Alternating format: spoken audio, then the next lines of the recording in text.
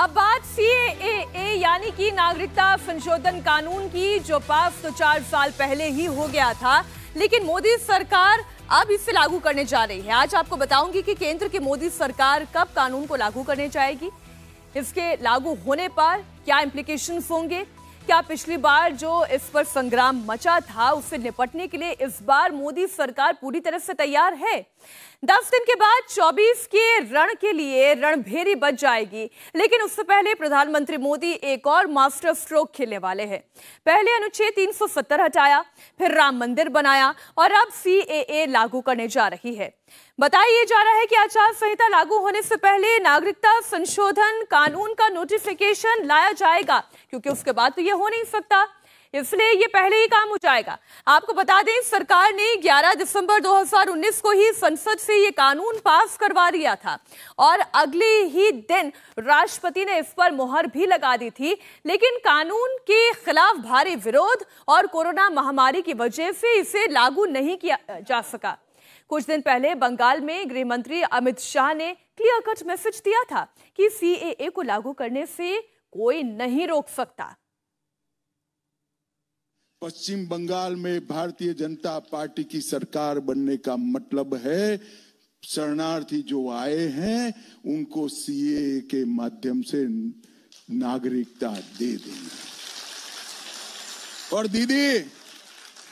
दीदी कई बार हमारे शरणार्थी भाइयों को गुमराह कर रही कि सीएए होगा नहीं होगा, कानून बनाकर रुक गए।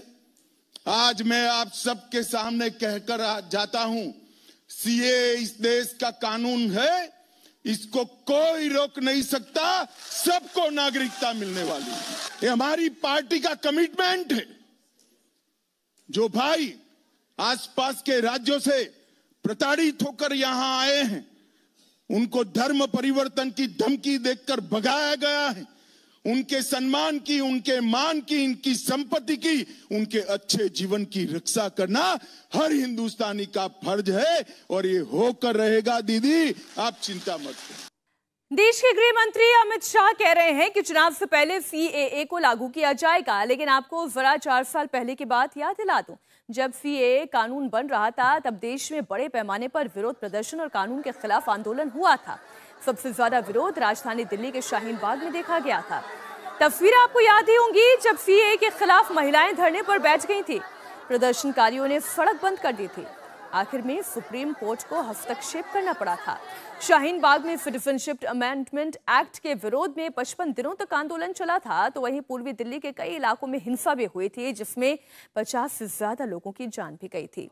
देश की राजधानी के साथ दूसरे हिस्सों में भी जमकर विरोध प्रदर्शन देखने को मिला था। नॉर्थ ईस्ट में सबसे ज्यादा विरोध असम और त्रिपुरा में हुआ था। उत्तर प्रदेश के कई जिलों में अलग अलग मुस्लिम संगठनों से जुड़े हुए लोगों ने इस पर व्यापक प्रोटेस्ट किया। अब सवाल ये उठता है कि जिस कानून को सरकार लागू करने जा रही है उससे लेकर 4 साल पहले हंगामा क्यों हुआ था और आज भी हंगामा होने का आसार क्यों है? सीएए के विरोध में जो प्रदर्शन हुए थे उसमें मुस्लिम ही क्यों थे? आपको बता दें, सीएए को लेकर मुस्लिमों के बीच एक भ्रम की स्थिति पैदा की गई।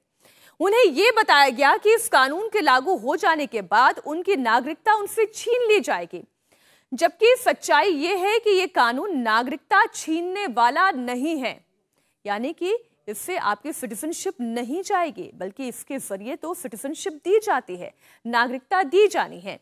वैसे गैर मुसलमानों को इसके तहत नागरिकता मिलेगी जो पाकिस्तान, बांग्लादेश और अफगानिस्तान से आकर भारत में बसे हैं। लेकिन इस कानून को लेकर विपक्ष सियासत कर रहा है, इसे मुस्लिम विरोधी बताता है। समाजवादी पार्टी के नेता अबू आसमी कहते हैं कि सीएए लाकर बीजेपी हिंदू मुसलमानों में झगड़ा कराने का काम कर रही है। समाजवादी पार्टी के नेता अबू आसमी आजमी इस वक्त हमारे साथ में। आजमी साहब, ये चर्चा है कि अगले हफ्ते में जो है सीएए लागू हो जाएगा और उसमें गैर मुस्लिमों को कुछ रियायत दी गई, छूट दी गई है, कैसे इसको देखते? नहीं, गैर मुस्लिमों को कुछ रियायत नहीं गई, बहुत रियायत दी गई है कि किसी गैर मुस्लिम के पास अगर कोई सर्टिफिकेट नहीं हुआ, कोई एविडेंस प्रूफ नहीं हुआ, तो उसको बैक दूसरे तरीके से उसको ले लिया जाएगा, लेकिन मुसलमानों को निकाल दिया जाएगा। मुसलमान इस देश का रहने वाला है, जहाँ जो पैदा होता है उसका वो देश होता है, उसको इस तरह से हैरान करना, ये समझते हैं कि अब इलेक्शन आ रहा है तो ये एक और ये इनके पास हथियार है कि मुसलमानों को जितना भी उपेक्षित करेंगे, जितना मुसलमानों को के साथ जुल्म ज्यादती करेंगे, उतना इनको मेजॉरिटी का वोट मिलेगा। उनके दिमाग उनको ये नहीं है कि मैं इलेक्शन आने के पहले जो है आचार संहिता लगने के पहले ये तय कर लूँगा कि देश में कोई भूखा नहीं रहेगा, देश में किसी को कोई बेरोजगार नहीं होगा, देश की उन्नति होगी। ये नहीं, ये सिर्फ और सिर्फ हिंदू मुस्लिम करके ये लोग देश को तोड़ना चाहते हैं। मैं खुली निंदा करता हूँ ऐसी चीज़ों की जो देश में हिंदू और मुस्लिम के नाम पर ये सरकार करने जा रही है। इस बार लागू नहीं हो पाता, क्या इस बार अगर आता है तो आपकी पार्टी का और क्या रुख रहेगा इंडिया अलायंस का? देखिए, ऐसा है कि सबका ही रुख रहेगा, सभी उसका अपोज करेंगे। पिछली बार बहुत बड़ा आंदोलन हुआ था, अगर ऐसी चीज़ें होंगी तो मुझे लगता है कि देश में फिर एक बड़ा आंदोलन खड़ा होगा। अब सोचिए फरा, इस कानून से तो नागरिकता देने का काम हो रहा है, ना ये हिंदुओं की बात है, ना मुसलमानों की बात है, और ना ही ये भारत के नागरिक की बात है। ये तो उन लोगों की बात है जो बांग्लादेश में हैं या पाकिस्तान में हैं, प्रताड़ित हैं, उन्हें नागरिकता देने की बात हो रही है जो नॉन मुस्लिम है। जिस कानून को लेकर इतना हंगामा मचा हुआ है, विपक्षी पार्टी जिसे लेकर मुसलमानों को लगातार गुमराह करने की कोशिश कर रही है। आइए आपको बताते हैं सीएए यानी कि नागरिकता संशोधन कानून आखिर में है क्या। सिटीजन अमेंडमेंट एक्ट के दायरे में पड़ोसी देश पाकिस्तान, बांग्लादेश और अफगानिस्तान आता है। वहां पर रहने वाले गैर मुस्लिम आते हैं, यानी कि जो हिंदू हैं, सिख हैं, जैन हैं, बौद्ध हैं, पारसी हैं, ईसाई हैं, वो लोग इस कैटेगरी में फॉल करते हैं। इस कानून का मकसद ये है कि जो गैर मुस्लिम इन मुल्कों में रह रहे हैं, यानी कि पाकिस्तान, बांग्लादेश और अफगानिस्तान में रह रहे हैं और उन्हें उनके धर्म की वजह से प्रताड़ित किया जा रहा है, उन्हें भारत शरण दे रहा है, नागरिकता दे रहा है। इस कानून के तहत सरकार 31 दिसंबर 2014 तक भारत में आए हुए लोगों को ही नागरिकता दे रहा है। ऐसा नहीं है जब जिसका मन आया तब उसे नागरिकता दे दी गई। उसके लिए भी ये तय किया गया है कि 31 दिसंबर 2014 तक जो भारत में आकर बस गए उन्हें यह नागरिकता दी जाएगी। अब आप सोच रहे होंगे कि अगर कानून 4 साल पहले बन गया था तो अभी तक इसका नोटिफिकेशन क्यों नहीं आया, और कानून बनने के इतने दिन के भीतर उसे लागू करना आवश्यक होता है। तो वो भी आपको समझा देती हूँ, इन सवालों का जवाब भी आपके सामने रख देती हूँ। सीएए कानून 4 साल पहले 12 दिसंबर 2019 को बना दिया गया था। कोई भी कानून जब बन जाता है तो उसे 6 महीने के अंदर अंदर लागू किया जाता है, यह अनिवार्यता है। अगर उसमें देरी होती है तो इस बारे में कमेटी और सब ऑर्डिनेट लेजिस्लेशन को इन्फॉर्म करना होता है। इसलिए केंद्र सरकार अब तक इसका टाइम फ्रेम 8 बार बढ़ा चुकी है। अब माना यह जा रहा है कि लोकसभा चुनाव से पहले तारीखों का ऐलान कर दिया जाएगा। तारीखों का ऐलान होने से पहले पहले इसका नोटिफिकेशन आ जाएगा, सीएए को लागू किया जाएगा। वो कौन कौन लोग हैं जो सीएए के नाम पर मुस्लिमों में भ्रम फैलाने की कोशिश कर रहे हैं, ये भी आप समझिए। वो कौन है जो मुस्लिम कम्युनिटी को सिटीजनशिप अमेंडमेंट एक्ट के नाम पर डरा रहे हैं कि उनकी नागरिकता चली जाएगी, वो भारत के नागरिक नहीं रहेंगे, उनसे कागज पत्र मांगे जाएंगे। तो उनके लिए भी ये हिस्सा देखना बहुत जरूरी है। सीएए को विपक्षी पार्टी के नेता और कट्टरपंथी मुसलमान विरोधी बता रहे हैं। इस कानून के बहाने मुसलमानों में एनआरसी का डर दिखाया जा रहा है। सीएए में मुस्लिम शब्द न होने की वजह से इसके नाम पर इसको धर्म से जोड़कर लोगों को गुमराह किया जा रहा है।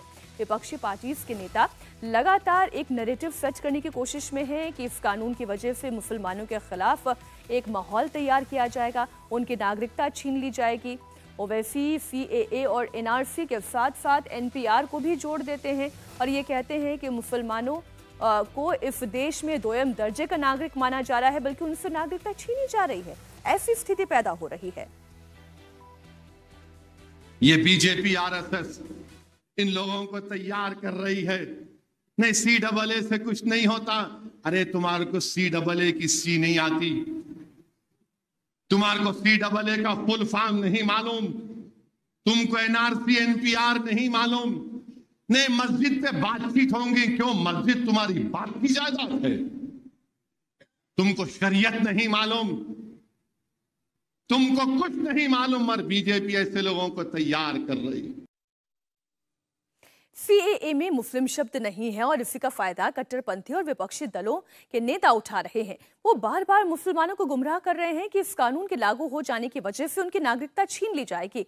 लेकिन अब आपको बताते हैं कि 55 अमेंडमेंट एक्ट में मुस्लिमों को जगह क्यों नहीं दी गई है। इसके पीछे वजह बहुत ही क्लियर है। सीएए में पाकिस्तान, बांग्लादेश और अफगानिस्तान के अल्पसंख्यकों को नागरिकता देने की बात की जा रही है, क्योंकि ये तीनों ही देश ऐसे हैं जहां पर मुसलमानों की आबादी ज्यादा है। इन देशों में अगर आप गैर मुसलमानों की स्थिति देखेंगे तो पड़ोसी मुल्क में मुस्लिम बहुसंख्यक आबादी में है, इसलिए इस कानून में उन्हें जगह नहीं दी गई है। अब आपको जमीयत उलेमाए हिंद के अध्यक्ष मौलाना महमूद असद मदनी का बयान भी सुनाती हूं, जो लोगों को अपने कागजात दुरुस्त करने की सलाह दे रहे हैं, वो भी सीएए के नाम पर। मैं वोट देने की बात नहीं करता, लेकिन वोटर लिस्ट को सही करना और उसको सही करवाना यह आपकी जिम्मेदारी है, हमारी जिम्मेदारी। अगर उस जिम्मेदारी को हमने अदा नहीं किया आज की तारीख में, तो हम मुजरिम होंगे। समझ लीजिए, ये जुर्म हमारे ऊपर आएगा। नस्लें माफ नहीं करेंगे। आपको बेदार होना है, कुर्बानी देनी है, जिद्दोजहद करनी है, कोशिश करनी है। कोई एक बच्चा बच्ची जो उम्र हो चुकी है और उसको इंक्लूड होना है उस लिस्ट में। सीएए के लागू होने से ऐसी संभावना जताई जा रही है कि इसे लेकर फिर से विरोध हो सकता है। असम में भी इसके खिलाफ हंगामा होने की अटकलें हैं, क्योंकि 2019 में भी यहां मुस्लिम संगठन से जुड़े हुए लोगों ने सड़क पर बवाल किया था। आपको बता दें, असम के लोगों में आखिर डर क्या है और क्यों वो इस कानून का स्वागत करने के लिए तैयार नहीं है। स्थानीय लोगों को डर है कि बांग्लादेश से आने वाले प्रवासियों की संख्या बढ़ेगी तो राज्य में कल्चर को नुकसान होगा। जहां एक और स्थानीय लोगों को अपनी संस्कृति को बचाए रखने की चिंता है, तो वहीं घुसपैठियों को यह डर है कि इस कानून के लागू हो जाने के बाद उन्हें असम से बाहर निकाला जा सकता है। राज्य में एनआरसी पहले से ही लागू है, ऐसे में इनका यह डर और ज्यादा बढ़ गया है।